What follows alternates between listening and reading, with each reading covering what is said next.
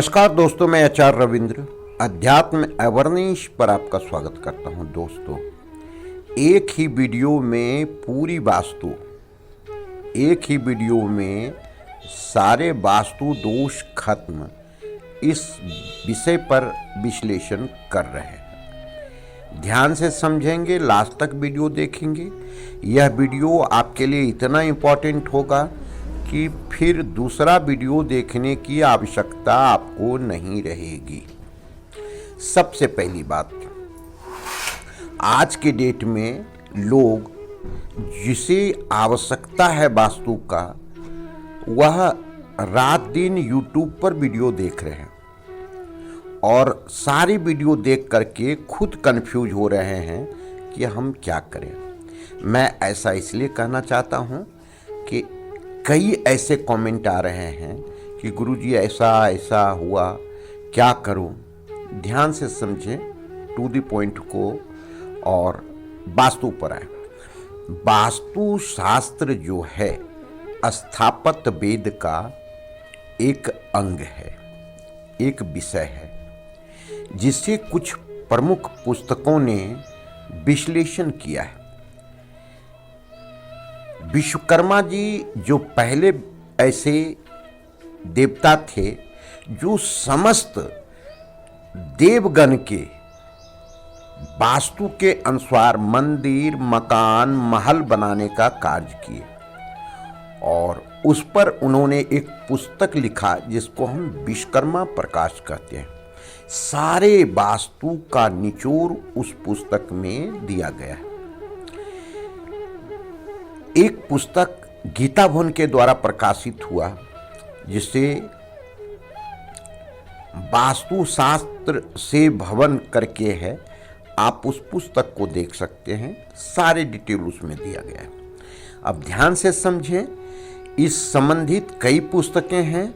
मानसार हो गया, मैमत हो गया, मत्स्य पुराण हो गया, भविष्य पुराण हो गया और इस तरह से अग्नि पुराण हो गया।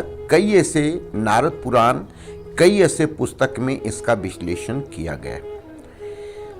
वास्तु शास्त्र का निचोड़ यह है कि आपके निवास के लिए उत्तम स्थान जो है, उत्तम निर्माण जो है, वास्तु शास्त्र से किया गया हो, यही वास्तु शास्त्र है और इसका जो ज्ञान देता है वह शास्त्र कहलाता है। वास्तु शास्त्र जो है उसके जो वास्तु पुरुष की संरचना की गई है उसे आप ध्यान से देखेंगे तो वास्तु पुरुष जो है सो औंधे भाव लेटे हुए हैं और उनका सिर ईशान कोण की तरफ है और उनका पेड़ जो है, उनका पांव जो है वह नैऋत्य कोण में है। दोनों कोणी अग्नि कोण, वायु कोण में है। अब समझिए कि यह जो बीच का पॉइंट आता है, सर से पांव तक का भाग, यह अति मर्म स्थान कहलाता है। वास्तु से आप निर्माण कर भी लेते हैं और किसी प्रकार से मर्म स्थान पर मर्म भेद उत्पन्न हो गया, अर्थात गलत निर्माण हो गया, तो आपको वास्तु शास्त्र का जो हानि है, खमियाजा है, घातक परिणाम है, वह भोगना पड़ता ही है। इसमें कोई दो मत नहीं है। तो सबसे बारीकी है कि वास्तु शास्त्र से जब भी हम निर्माण करने लगें तो अपने प्लॉट का हम कुछ पॉइंट पर ध्यान रखना चाहेंगे और ध्यान से बनाएंगे तो अच्छा निर्माण होगा। सबसे पहली बात है, किसी दिशा का मकान हो, कोई दिक्कत नहीं है, सब सही है, सब शुभ है, सब परमात्मा के द्वारा गया है। केवल निर्माण सही ढंग से हो तो आप समझिए कि आप किसी दिशा का मकान बना करके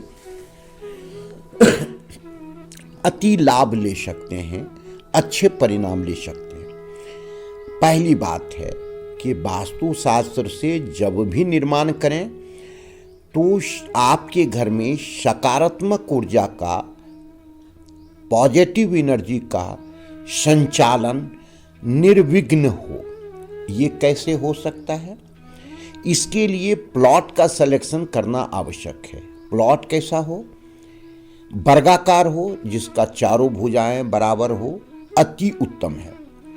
दूसरा आयताकार है, जिसके दो भुजा समान हो, तो यह भी उत्तम है। और तीसरा जो है गौमुख के रूप में, जो निवास के लिए हम लेते हैं, गौमुख प्लॉट हो तो वह भी अति उत्तम है। अगर दुकान इत्यादि के लिए लेते हैं तो शेरमुख भी उत्तम माना जाता है।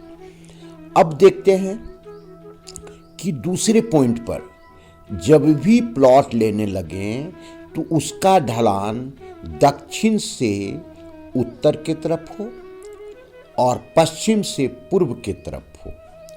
अगर आप इतना भी सिलेक्शन कर लेते हैं और वास्तु से निर्माण करते हैं तो कुछ ऐसे दोष जो है, अगर वास्तु दोष उत्पन्न भी हो जाएगा तो उसका मामूली उपचार करने के बाद वह दोष दूर हो सकता है। तो दो पॉइंट को आपने देख लिया।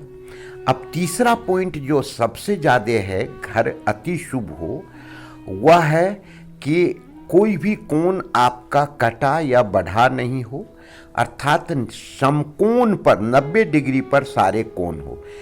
90 डिग्री पर सारे कोण होने से क्या होता है कि पॉजिटिव एनर्जी का, सकारात्मक ऊर्जा का संचार आपके घर में व्यवस्थित रूप से होता है। तो ये चीज अगर हो गया, अब उसके बाद जब भी हम निर्माण करें तो 5 तत्व को ध्यान में रखें, जो आपके प्रत्येक प्लॉट पर, प्रत्येक मकान पर रहता है और उस घर में रहने वाले व्यक्ति को प्रभावित करता है। क्योंकि केवल 8 घंटा ही कार्य के लिए आप बाहर रहते हैं, बाकी समय आप समझिए 15 से 16 घंटा अपने घर में बिताते हैं, तो ये उतना अधिक आपको इफेक्ट करेगा। अगर सकारात्मक है तो आपके बॉडी में पॉजिटिव एनर्जी का संचार करेगा, मस्तिष्क को पॉजिटिव रखेगा, आपके विचार को पॉजिटिव रखेगा, आपके जो कार्य है उसको सकारात्मक दिशा में करने के लिए एनर्जी प्रदान करेगा। अगर निगेटिव है तो यह सारे चीज एक समय ऐसा आएगा कि आपको नेगेटिव दिशा में कार्य करना अपने आप जो है प्रेरित आप हो जाएंगे और आप कार्य करेंगे। तो ये चीज देखना आवश्यक है। अब हम आते हैं वास्तु के अनुसार निर्माण कैसे करें। सबसे पहले मेन गेट जो है वह आप जब भी इसको हम बांटते हैं, एक दिशा को 9 भाग में बांटते हैं और जहाँ से भी ले, जैसे ईशान से हम अग्नि कोण की तरफ आएंगे, अग्नि कोण से नैऋत्य कोण की तरफ आएंगे, नैऋत्य कोण से हम वायव्य कोण की तरफ आएंगे, अब वायव्य कोण से ईशान कोण की तरफ आएंगे।